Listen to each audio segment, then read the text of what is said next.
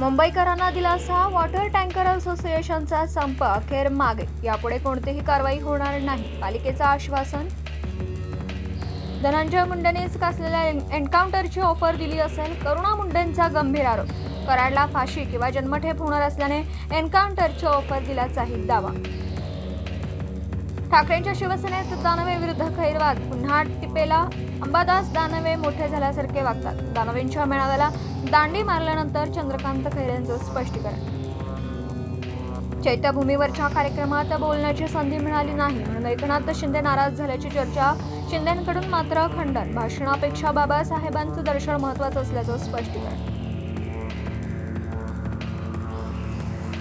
फडणवीस विरुद्ध फुले आंबेडकर असा वाद. संजय राऊतांच्या मनात पण हा जातीवाद अस्तित्वात येणार नाही.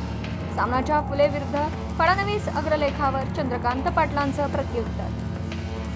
वाल्मिक कराडच्या एन्काउंटरची आपल्याला ऑफर होती. बीडमधील निलंबित पोलीस अधिकारी रणजित कासलेंचा खळबळजनक दावा. 50 कोटींपर्यंत पैसे देण्यास तयार होते. कासेंची माहिती.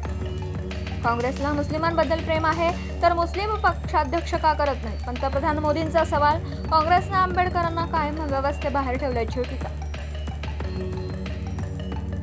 मोदींनी आंबेडकरांचे कोणते विचार अंमलात आणले? काँग्रेसचे अध्यक्ष मल्लिकार्जुन खरगे यांचा सवाल. मोदी फक्त बोलतात, अंमलात आणत नसल्याची टीका.